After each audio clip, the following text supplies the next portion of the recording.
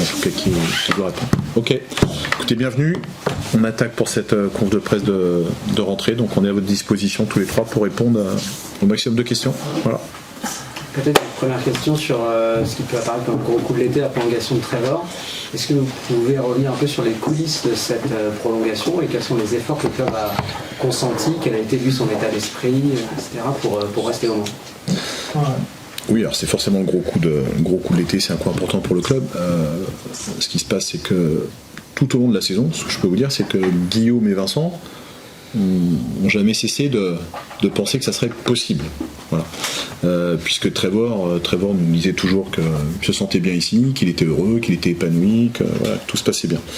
Bon, moi honnêtement j'avais plus de mal à y croire dans la mesure où on se doutait qu'il allait avoir des possibilités d'Euroleague notamment, donc avec des enjeux financiers importants qu'on ne pourrait pas suivre. Le contact a été maintenu en permanence par Guillaume et Vincent auprès de Trevor et de ses représentants. Il s'avère sûrement que Trevor n'a pas trouvé ce qui lui convenait en Euroleague. Voilà, il a eu des offres, lesquelles moi je ne sais pas. Ce qui est certain, c'est qu'à un moment donné, voilà, Vincent est revenu vers moi en disant bah si, il faut qu'on fasse une offre. D'accord, mais voilà. Donc honnêtement, on a raclé, on a été déjà pas mal avancé dans le recrutement, on a regardé ce qu'on pouvait faire, on a essayé d'optimiser les choses. Ça faisait une somme.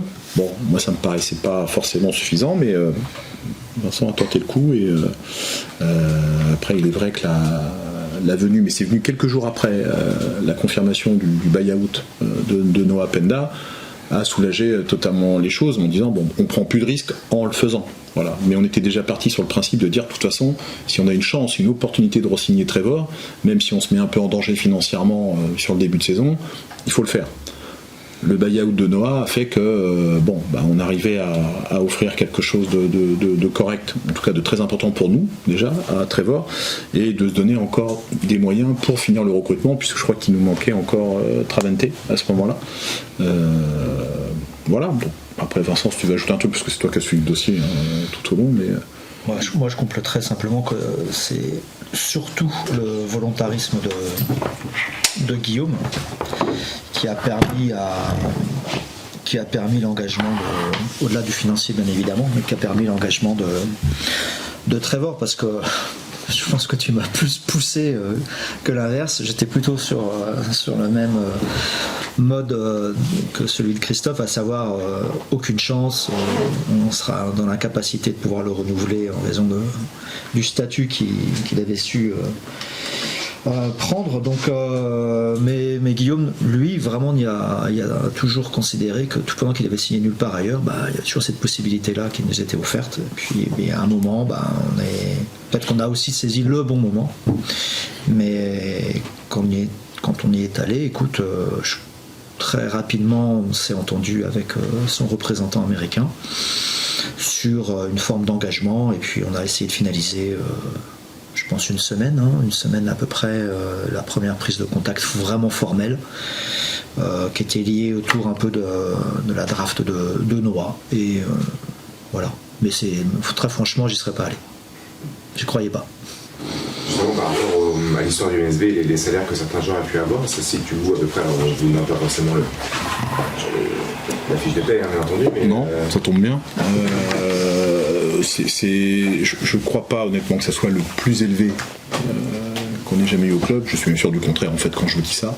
Mais je crois que c'est le top 3. C'est le top 3 depuis que je suis au club. Et avant ça devait pas être ces salaires-là. Donc il y a eu c'est un des plus gros salaires jamais versés par le club, effectivement. Mais après, ça reste important pour nous. Mais comme l'a dit Vincent, je pense que par rapport à son statut, lui aussi a fait un effort. Je crois que sincèrement, il a fait un effort financier important pour pouvoir continuer à jouer avec nous, avec Guillaume cette année. On parle souvent du sport qui devient un peu fou. Ça vous surprend ce type d'état d'esprit au niveau? Trevor, c'est sa 3e saison chez nous. Donc c'est un jeune Américain. On parle souvent...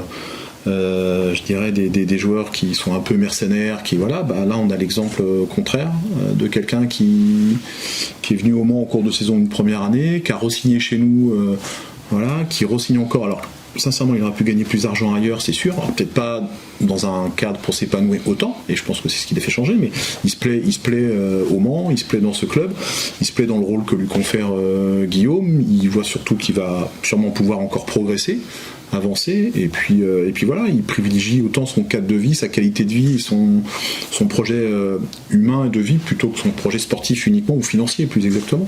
Donc ouais, c'est rare, sincèrement c'est rare, mais moi il n'y a pas de reproche quand je dis ça, hein. Oubliez pas que les joueurs ont des carrières courtes, et qu'à un moment donné, 20 000, 30 000, 40 000 euros de plus sur une saison, c'est important, puisque eux, souvent, à 34, 35 ans, c'est terminé.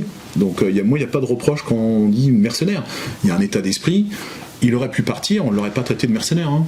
Surtout pas. Hein. Donc voilà, donc on est... mais c'est rare, ouais, franchement, c'est rare. Et Guillaume, comment tu as accueilli cette nouvelle, cette prolongation ?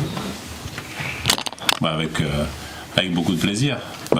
Déjà parce que Trevor, c'est une pièce essentielle du jeu, et puis quand on va un petit peu plus loin que ça, avoir des leaders qui ont ce comportement-là, je pense que ça correspond parfaitement à l'identité de ce qu'est la maison MSB, et donc le fait qu'à l'image qu'on lui donne, il rajoute cet acte à nouveau, ça renforce notre projet en termes de communication extérieure, en termes de recrutement, etc. Ça nous valorise, parce que forcément c'est cohérent avec tout ce qu'on fait. Donc je suis très heureux de le voir avec nous cette saison, et surtout d'être revenu dans de très bonnes dispositions. Il a beaucoup serré les dents sur la fin de la saison, quand il s'était fait notamment cette petite entorse qui l'a un petit peu gêné durant les playoffs. Là, il est revenu en plein état de forme, donc c'est très bien pour nous. Comment tu vois la préparation qui va se terminer cette année par une super coupe à Roland-Garros, avec tout un événement qui est mis? Comment tu vois tout ça, et notamment cette super coupe? Est-ce que c'est la fin de la préparation ou le début de la compétition? Déjà, c'est une aventure exceptionnelle. Il y a plein de gens qui rêvent de Roland-Garros. Plus souvent, ils jouent au tennis. Nous, c'est difficile même d'avoir ce rêve en tant que basketteur, de se dire qu'on allait jouer à Roland-Garros. Donc pour ça, c'est magnifique. Et puis après, de pouvoir démarrer la préparation en ayant une compétition à la fin de la préparation. Est-ce qu'elle est à la fin, est-ce qu'elle est au début de la saison? Je ne sais pas, ça, je vous laisserai l'écrire. Mais pour nous, c'est déjà jouer pour quelque chose, et quelque chose d'un petit peu exclusif, puisqu'on ne sera que 4 équipes pour jouer pour ce titre-là. Et pour nous, pour le club, c'est une première occasion. Est-ce que ça change quelque chose par rapport à une saison classique dans la préparation à la montée en puissance? Pas forcément, puisqu'on est sur le week-end juste avant la reprise, donc je pense que la montée progressive, quoi qu'il arrive, elle aurait été effectuée. Et à ce moment-là, on essaye souvent, dans les calendriers de pré-saison, ça avait été le cas l'an dernier, de jouer des matchs de haut niveau, du plus haut niveau possible à ce moment-là, puisque ça nous met en rythme pour la compétition qui démarre la semaine suivante. Et pour nous, peut-être cette année, ça peut nous mettre en rythme doublement, puisqu'il y a en même temps le championnat et en même temps la BCL qui vont démarrer de manière commune dans les 15 jours suivant la Supercoupe. À la fin de la très bonne saison, en mai-juin, vous disiez que vous vouliez faire mieux cette saison. C'est quoi faire mieux qu'une finale de Coupe de France, une Leaders Cup, une 6e place? C'est quoi? C'est sur la saison régulière que vous allez essayer de jouer un peu plus devant, malgré le top 4 qui paraît assez loin? C'est à moi que ça s'adresse, ça? Ou 3. À Guillaume, peut-être un peu. Lance-toi. Moi, je peux me lancer. Je vais me lancer parce qu'on l'a dit en fin de saison dernière, et je vais reprendre les propos tenus par Guillaume. C'est que ce qu'on a réalisé la saison dernière, ça doit devenir un standard. Voilà. C'est-à-dire que viser mieux, forcément, chaque année, on a envie de s'améliorer et de progresser. Mais en tout cas, ce qu'on a réalisé l'année dernière, à tout niveau, ça doit être notre niveau d'exigence minimal. Après, on est lucide, je pense, j'espère. Ça reste du sport. Et il y a parfois des paramètres qui font que vous n'atteignez pas vos objectifs. Mais en tout cas, les objectifs, oui, ils vont être élevés parce qu'on a prouvé qu'on était capable de faire de grandes choses sans avoir des moyens incroyables. Des moyens corrects championnat. Mais l'objectif, de faire mieux, c'est, je vais vous dire quoi, qu'il faut être champion, qu'il faut. Non. Bien sûr qu'on va se présenter à chaque match pour les gagner. On a sûrement un axe de progrès par rapport aux équipes de seconde partie de tableau, où on a sûrement laissé échapper quelques victoires par rapport à ce qu'on était capable de produire contre les très grosses écuries, qui ont marqué les esprits, qui ont fait beaucoup plaisir, donné beaucoup de plaisir aux supporters et aux dirigeants. Voilà. Mais forcément qu'on va lutter pour aller rechercher quelque chose, mais il faut avoir conscience que ce qu'on a fait l'année dernière, même si ça doit être un standard, moi je suis pas loin de penser que c'était une énorme performance. C'est-à-dire de gagner un trophée et de faire une finale dans l'autre, et d'avoir été compétitif jusqu'au bout face à Monaco, finaliser l'Euroleague, les pousser au match 3 alors qu'on était, rappelez-vous, quand même assez démunis à ce moment-là. Voilà, donc on va essayer de faire ça, on va essayer de remplir à nouveau la salle, on va essayer de redonner du plaisir aux gens et de gagner. Mais après, vous donnez concrètement, forcément qu'on souhaite aller en play-off, forcément qu'on souhaite aller le plus loin possible dans les compétitions Coupe, Leaders Cup, voilà. Mais je suis pas là pour me dire on veut être dans le top 4 absolument et être champion, il faut être lucide. Ça, c'est mon point de vue. On va voir si coach. Après, c'est prolonger ces objectifs-là aussi en termes de contenu. L'an dernier, il y a des éléments du jeu sur lesquels on a été dans les leaders du championnat. Le premier, c'est le rythme, puisqu'on était l'équipe qui jouait le plus de possessions. Le deuxième, c'est le rebond, puisqu'on a été la meilleure équipe au rebond, et en valeur absolue, et en pourcentage, en rebond par possession, etc. Donc ça, c'est important. Et le troisième aspect, c'est tous les points qu'on a pu produire issus du jeu sans ballon. Donc c'est trois aspects où on a été leader de la ligue. Et être très compétitif dans ces aspects-là, ça fait partie de notre identité de jeu. Le répéter, c'est aller vers une marque de fabrique. Et je pense qu'en termes d'identité, notre ambition, elle est de lier les deux. De lier la production, le contenu, et de lier le résultat. Et l'aboutissement de ça, il n'est possible que si les joueurs y progressent durant la saison. Et l'an dernier, on a eu plusieurs marqueurs qui ont souligné ça. La progression très nette de Léopold Delaunay, qui a fait une magnifique saison l'an dernier. La saison de Noah Penda, parce que ça aussi, en début de saison, c'était un des objectifs collectifs, de lui donner un cadre qui lui permette de s'exprimer et de se développer, qui pouvait l'amener jusqu'à la draft. Cette draft-là, il a été drafté, il a validé, il a un contrat NBA. Je pense que ça aussi, même si on ne met pas forcément une bannière, mais c'est un marqueur fort de la saison. C'est-à-dire que quand je regarde les saisons les plus marquées de l'histoire du club, c'est souvent une bonne saison régulière, des participations dans les coupes, des participations aux playoffs et un joueur qui a soit été au top niveau européen, soit en NBA. Et peut-être référence à l'année où Nicolas Batum a été drafté. Donc quand vous commencez à pouvoir regarder le nombre de lignes et comparer à ce type de saison, évidemment c'est une saison très réussie, mais ça ne manque pas qu'il faut redoubler d'efforts pour pouvoir le reproduire. C'est le premier discours qu'on a eu avec les joueurs, c'est vous venez dans un club qui a gagné l'an dernier, qui a gagné des matchs, qui a été une équipe compétitive, mais qui sait aussi pourquoi elle a perdu. Elle a perdu en play-off, au premier tour des play-offs.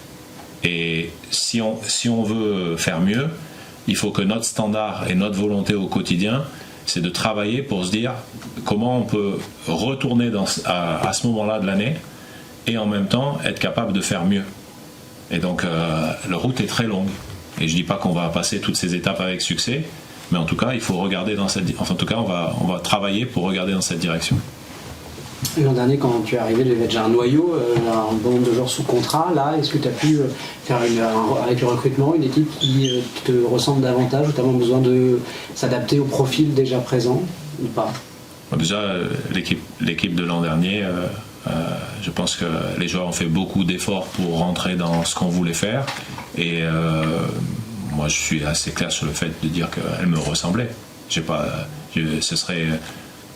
je pense minimiser l'investissement et le travail des gars qui étaient là l'an dernier, et surtout les joueurs qui étaient au club, et ils ont été très positifs dans mon intégration et puis dans l'adhésion de tout le monde au principe. Et cette année, on est reparti un petit peu avec cette idée, c'est-à-dire que on a travaillé très tôt sur le fait d'échanger avec nos joueurs. Avec les joueurs qu'on voulait conserver, laisser des portes ouvertes. Certains les ont prises, d'autres ont préféré clairement aller vers d'autres types de projets. Mais c'est vrai que si on enlève la blessure de Léo cet été, on repartait avec un effectif qui restait constant à 50%. Et je dirais même plus, puisqu'il y avait nos joueurs espoirs, et comme ils sont au quotidien à l'entraînement, on était à plus de 60% de l'effectif qui était renouvelé. Donc ça, cette base-là, elle correspond aussi à ce qu'on veut faire. C'est-à-dire, on veut travailler dans la durée, on met des gens en confiance, on essaye de les accompagner. Quand ils se sentent bien ici et qu'ils remplissent les cases, avant d'aller chercher vers l'extérieur, c'est déjà valoriser le travail qu'ils font au quotidien. Donc, pour reconstruire cette équipe, on est parti de cette base-là, et en même temps, on a essayé d'aller chercher certains autres éléments. Encore une fois, pour faire mieux, il faut aussi faire différemment sur certains aspects. On garde le socle, mais en même temps, on donne des colorations un peu différentes. Il y en a une qui est notable, c'est d'ajouter de la longueur et d'ouvrir l'espace aérien avec la venue notamment de Jonathan Jeanne et puis de Lucas Duféal. Donc notre secteur à l'intérieur, il grandit, il prend de la longueur en bras et il doit nous permettre d'ouvrir cet espace au-dessus du cercle. Et l'autre, c'est d'avoir peut-être un danger dans le tir un petit peu plus réparti chez les joueurs extérieurs. Et c'est pour ça que jusqu'à la réorganisation de l'équipe, on a été dans cette tendance-là, avec la venue de Johnny Bernet-Mexel, par exemple, qui est un shooter de très haut niveau, qui permettra aussi de multiplier les menaces dans le tir. Sur la blessure de Léo, justement, est-ce qu'on peut revenir dessus, sur comment ça a impacté ce début de pré-saison?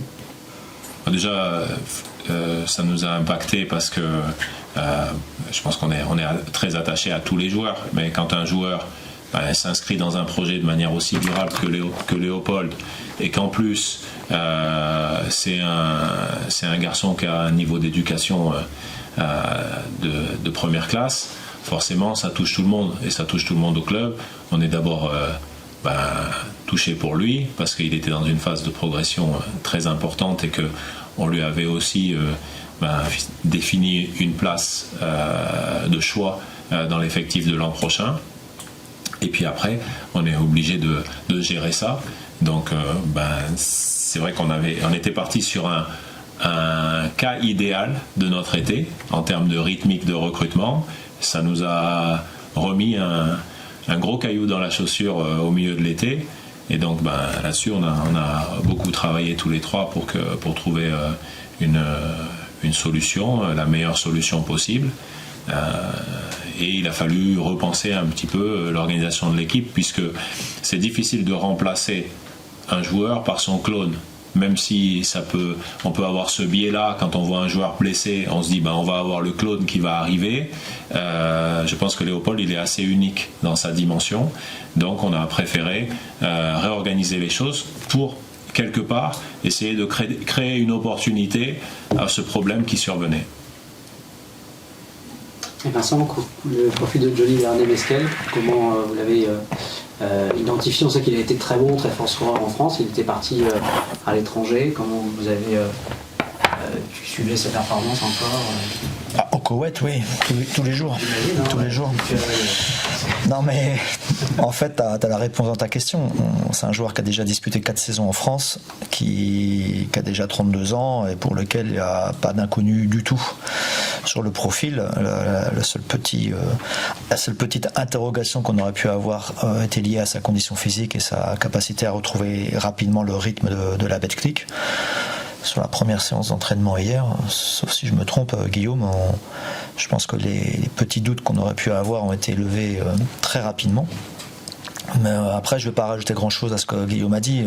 Sur la réflexion, on est parti sur un tout autre profil que celui de Léo, et à partir du moment où Guillaume était prêt à entendre une réorganisation un peu de cet équilibre d'équipe, qu'on avait eu l'impression en tous les cas dans le puzzle d'avoir obtenu à l'issue du recrutement. Bon ben là ça a nécessité une réflexion un peu différente, et cette menace supplémentaire sur le tir à 3 points, l'expérience de la Betclic, et l'homme, parce qu'on a eu énormément de garanties, mais bien avant évidemment qu'il signe chez nous, mais on le savait déjà que c'était une personne super bien éduquée et qui allait correspondre aux valeurs qu'on essaye en permanence d'inculquer, de conserver au MSB. Bon, globalement, on a l'impression qu'on n'a pas pris grand risque en allant vers Johnny. Christophe, vous évoquez remplir la salle. C'était un sujet l'année dernière. À quel type de politique tarifaire, entre guillemets, vous s'attendez du public? Est-ce qu'elle va évoluer? Est-ce qu'elle va changer? Est-ce qu'elle va rester sensiblement la même que l'année passée? Oui, elle évolue légèrement. Il y a une petite hausse sur les places.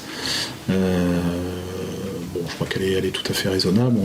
On essaie d'avoir à l'esprit qu'il faut toujours garder un prix plancher minimum vraiment pour faire. On a un public famille, donc on a été ravis d'avoir autant de monde l'année dernière, et il faut pas faire n'importe quoi, mais c'est vrai que les coûts d'organisation augmentent et on n'avait pas tout répercuté, donc il y a une petite hausse, voilà, mais je pense qu'elle est très, très raisonnable, en tout cas qui reste, je crois, inférieure à une place de cinéma par exemple, donc ça c'est l'idée.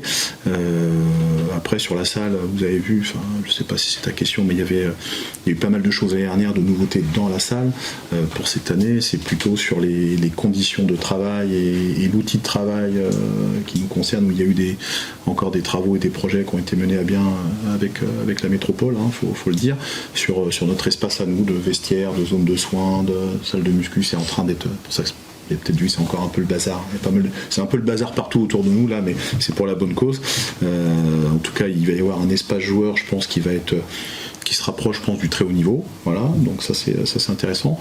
Et puis nous, après, c'est des travaux au siège, mais ça c'est autre chose pour accueillir encore un peu plus de collaborateurs ou travailler dans de meilleures conditions, sans faire n'importe quoi une fois de plus. Mais voilà, pour revenir à la question initiale sur la politique tarifaire, il y a une petite hausse des tarifs, mais je peux déjà vous dire que le taux de réabonnement est excellent, voilà, et qu'on aura évidemment plus d'abonnés. On a déjà dépassé la barre des 1000, je parle des abonnés grand public, on aura plus d'abonnés cette année que la saison dernière. Pour les jours et les horaires des matchs, toutes les 10 minutes ou autre, qu'est-ce que tu en penses? J'en pense que d'abord il faut se féliciter d'avoir un diffuseur comme DAZN qui souhaite continuer à s'investir dans le basket et qui est ravi de la collaboration avec la Ligue nationale de basket et les événements qui sont créés. Guillaume faisait allusion à la Supercoupe, effectivement, c'est quelque chose de top, donc voilà, ça c'est bien. Sur la programmation en elle-même, on avait constaté l'année dernière que les matchs du samedi à 18h, ça marche très bien. Je sais qu'il y a des gens qui ne peuvent pas venir à 18h parce qu'ils travaillent ou parce que les enfants font du sport l'après-midi, on en a conscience, on peut jamais contenter tout le monde malheureusement. Mais moi je considère que ça nous a permis aussi de toucher un autre public peut-être, et notamment un public plus famille, qui pour le coup vient plus facilement à 18h que si c'était à 20h ou 20h30, voilà, ou même des gens qui disent non tiens, je peux peut-être aller au basket d'abord et puis j'ai quand même ma soirée derrière, donc moi 18h c'est très bien. Donc il y a toujours un match le vendredi, voilà, et ça c'est une case importante. Nous on aura du mal à l'occuper, moi j'aimerais bien le faire de temps en temps, mais on aura du mal à l'occuper parce qu'Antares va souvent être pris, puisque Antares doit caler des spectacles, évidemment, pour vivre aussi. Donc on ne peut pas bloquer vendredi, samedi, mardi, mercredi, tout le temps, toute l'année pour juste du basket. Donc il y a un match le vendredi, il y a effectivement cette réorganisation du samedi 18h. Alors c'est une nouveauté, voilà. Moi je crois que c'est bien essayé, moi je suis favorable à ça. Le risque sinon c'était qu'on retourne même vers des matchs à 15h et 16h30, et ça honnêtement par contre autant 18h je valide, autant on est tous d'accord pour dire qu'un match de basket à 15h c'est une catastrophe en termes d'affluence, et voilà, donc on a échappé à ça, et DAZN nous a entendu les clubs par rapport à ça. Ils ont eu l'intelligence, je pense, d'échanger avec nous avant d'entériner la grille. Après cette histoire de dire on a 4 matchs qui se suivent, l'idée c'est de dire on sait il y a des fans de basket comme nous qui regardons intégralement les matchs et le maximum de matchs, et voilà, puis il y a des gens qui s'intéressent surtout au dénouement, au dernier quart-temps, quand ça joue, voilà. Et l'idée c'est d'avoir le dernier quart-temps, en fait, dernière minute de disponible pour chacun pour suivre sur différents matchs. C'est-à-dire que moi évidemment le match du MSB, on va le suivre partout, en entier, on souhaite. Il y a des gens qui veulent simplement voir ce qui se passe dans le basket et voir les dernières 6-7 minutes, là où souvent ça se joue. Voilà. Donc je pense que c'est en tout cas intéressant d'essayer. C'est une innovation, il faut voir. Ça ne veut pas dire que ça va s'installer dans la durée, mais ça c'est important. Après, vous avez toujours le match du samedi soir à 20h30 qui est une affiche. Les salles sont remplies partout, voilà. Et les matchs du dimanche aussi qui cartonnent dans les salles, puisqu'on a réussi à éviter le créneau catastrophique de 14h ou 14h30 pour lesquels les Français sont pas prêts, je pense, encore à se mobiliser. Donc moi je trouve que cette grille elle est cohérente. Il y a une innovation, on fera le bilan dans un an, voilà, comme on a pu le faire il y a un an après les matchs à 18h où tout le monde criait c'est pas possible, je peux pas parce que j'ai piscine ou j'ai mon commerce à fermer. Ce que je répète, j'entends, mais on peut pas contenter tout le monde. Et pour le mardi-mercredi, lors de la dernière Coupe d'Europe, tu étais un peu déçu que l'affluence soit pas vraiment là. Oui, ça va être un challenge pour nous parce que j'avais été marqué. Je vous en avais parlé par ces affluences qui pour moi étaient insuffisantes. Donc à nous d'abord de bien travailler en interne. Donc on s'est aussi staffé sur le ticketing. On s'est renforcé pour quelqu'un qui travaille vraiment spécifiquement là-dessus, qui va accompagner Arnaud pour essayer de remplir un peu plus cette salle, un peu mieux. Alors je sais que ça va aussi dépendre de nos performances, ça va dépendre de plein de choses, mais on a un travail à faire. On a la chance d'avoir des affiches, en tout cas une très grande affiche avec Gran Canaria en Coupe d'Europe, qui est un des favoris de la compétition. J'ose espérer que le public va se mobiliser pour venir suivre Gran Canaria, mais pas seulement Canaria. Il y a Benfica Lisbonne. Moi j'appelle nos amis serbes le Spartak, c'est plus simple que le nom. Voilà, que Subotica. Moi je passe Spartak, ça me va bien. Bon voilà, il y a des belles affiches. J'espère qu'on va aussi, parce que les joueurs ont besoin de ça. Les joueurs vont pas comprendre que pour jouer Bourg-en-Bresse ou Villeurbanne ou Monaco, évidemment, vous avez 5005, 6000 dans la salle et que 3 jours après, on va peut-être se retrouver à 3008. Voilà, pour un match de Coupe d'Europe, alors qu'on a lutté toute l'année pour se qualifier pour la Coupe d'Europe et que c'est un objectif d'y être performant aussi. Donc voilà, il faut que ça suive. Donc, mais à nous de travailler. Et puis j'espère à vous de relayer aussi les événements et expliquer qu'on a la chance d'avoir une Coupe d'Europe au Mans. Voilà, et que c'est de très haut niveau et que il faut venir voir aussi ses adversaires, nous encourager, mais faire venir voir ses adversaires qui proposent souvent des baskets différents. Où est-ce que tu positionnes Vincent justement ces équipes, ce groupe de BCL? Je pense que c'est toujours un peu compliqué. Alors c'est plus simple aujourd'hui qu'en juin, mais c'est toujours un peu compliqué tout pendant que la compétition ou les compétitions nationales ne sont pas lancées. Grandka, Christophe l'a dit, fait partie des grands favoris de la compétition, mais il y a 2 ans, lorsqu'on était dans le groupe de Malaga, on était tous effrayés à l'idée de les croiser. On les a quand même battus à la maison et on les a titillés chez eux. Et je crois qu'ils n'avaient perdu que contre nous et Peristeri de toute la compétition. Donc on est en mesure d'eux. Après, le Spartak, c'est évidemment un peu la grande inconnue, mais on sait simplement que c'est un club qui est tenu par un propriétaire plutôt richissime et qui se donne les moyens de ses ambitions. Mais ça sera une inconnue. Je suis pas mécontent qu'on commence d'ailleurs le premier match chez eux. Et puis Benfica, c'est une institution du football, vous le savez tous, donc qui a une section basket qui bénéficie de gros moyens de structure, de médical, de conditions de voyage pour essayer de performer. On verra. Voilà, je pense qu'on y va de toute façon avec l'ambition de gagner. L'ambition d'aller au-delà de la phase de groupe et de faire mieux qu'il y a 2 ans lorsqu'on s'était malheureusement pris les pieds dans le tapis face à Prometheas, mais Prometheas était aussi une belle équipe. Voilà, donc la BCL n'a jamais été aussi forte, je crois. Autant j'ai été longtemps un détracteur, y compris avec Christophe, en disant oui, qui est le plus fort entre l'Eurocup et la BCL. J'ai toujours estimé que l'Eurocup avait un temps d'avance. Depuis 2 ans, je crois pas du tout. Je pense que la BCL est devenue vraiment la compétition numéro 2. Et donc ça promet de belles joutes à Antares et chez ses 3 adversaires, pour commencer.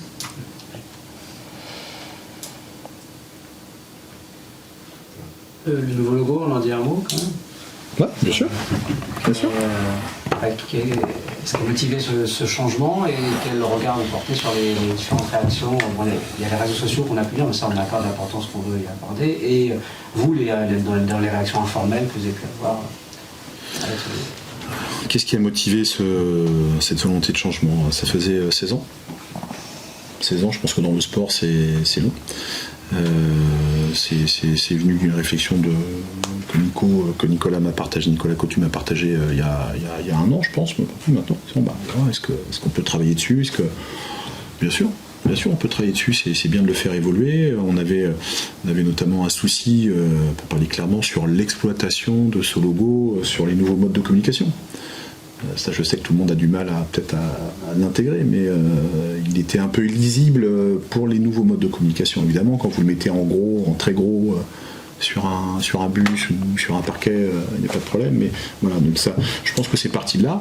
Et puis après, c'était moderniser notre image aussi. Donc, je ne suis pas adepte des réseaux, mais forcément, ça m'est revenu aux oreilles. Forcément, vous ne pouvez pas contenter tout le monde. Nouveau logo pour se faire plaisir de notre côté. Non, on a vraiment échangé. Il y a eu un gros travail de fait pendant un an. Alors après, je regrette qu'il ne convienne pas à tout le monde. Voilà, je le regrette, mais de toute façon, on aurait fait un choix diamétralement opposé. On aurait eu aussi des critiques et pour ci ou pour ça. Alors on va espérer que ceux qui ne l'apprécient pas aujourd'hui l'adoptent et voilà, ils se disent en fait si c'est pas si mal que ça et c'était bien pensé et voilà, ça a évolué. Mais non, moi je suis très fier de ce nouveau logo. Guillaume, tout à l'heure tu parlais des jeunes dans ton groupe.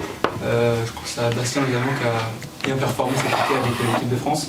C'est quoi leur place cette année et leur rôle dans l'effectif tout au long de la saison? Donc déjà, quand on parle de ces jeunes joueurs-là, on parle de place au sein du club. Ils sont importants parce que le club met des moyens conséquents sur la formation, sur le fait que notre équipe U18, notre équipe Espoir, ils font parmi les équipes les mieux loties en termes de conditions de recrutement, de conditions d'hébergement, de conditions d'entraînement. Donc leur place, elle commence là. Et ensuite, il y a leurs projets individuels. Eux, ils veulent aller vers le très haut niveau. Nous, on veut les accompagner. Mais maintenant, on a aussi un contexte qui nous demande d'être performants. Donc, il faut que les deux aillent ensemble. Aujourd'hui, Bastien, il est sur la ligne de départ pour la première fois à l'entraînement, dès le premier jour de l'entraînement avec l'équipe professionnelle. Donc, il faut lui laisser le temps d'absorber cette charge de travail. Pour un jeune joueur, c'est important. Il faut qu'il se mette dans ce rythme-là. Et je pense que lui, en le mettant dans ces conditions d'entraînement, il va progresser de manière accélérée. Et il est possible que dès cette année, dans des conditions peut-être particulières, il puisse avoir des opportunités. Maintenant, là, on lui définit pas une place d'opportunité régulière, ce qui est l'étape suivante pour l'intégration d'un jeune joueur. Par exemple, même si c'était un cas différent puisqu'il avait déjà 2 ans de professionnalisme, mais l'arrivée de Noah l'an dernier, on avait déjà balisé sa place et la fréquence et le poids qu'il allait avoir dans notre jeu, dans les minutes qu'il allait jouer. Et comme il a encore plus performé qu'attendu, cette place-là, elle s'est élargie. On n'en est pas là avec Bastien. Avec Bastien, on voit un potentiel, on veut l'accompagner là-dedans. La première chose, c'est qu'il continue de se développer dans le quotidien de l'entraînement de l'équipe professionnelle, prendre les habitudes de travail de l'équipe professionnelle, en même temps avoir son terrain d'expression avec l'équipe Espoir. Et puis, il peut y avoir des opportunités de saison, mais surtout qu'on anticipe son intégration future, puisque forcément, un joueur comme lui, on peut lui étiqueter un petit peu le label de projet club. En même temps de son projet individuel, c'est un projet pour nous aussi de l'accompagner. Mais les accompagnements du club aujourd'hui, ils peuvent être multiples. Accompagner un garçon, c'est aussi à un moment donné se dire que on peut avoir des partenariats avec d'autres clubs, comme c'est le cas avec son frère, Loïs Grassov, qui est prêté à Aix-Maurienne, pour voir est-ce qu'il réussit à performer de manière durable au niveau pro, et peut-être pour revenir, peut-être pour avoir besoin d'une année de plus ailleurs. Il peut y avoir plein de schémas. Il n'y a pas qu'un schéma, il n'est pas fermé. Et donc, mais pour l'instant, pour que ce soit pour Bastien, pour Swan Penda, que ce soit pour David Simonovic, pour Hugo Nguyen, qui sont les 4 qui sont au quotidien. Et là, depuis le début, il y a aussi Tyler, un autre joueur espoir, qui est là au quotidien avec de l'entraînement. C'est aussi une opportunité pour eux d'accélérer leur progression.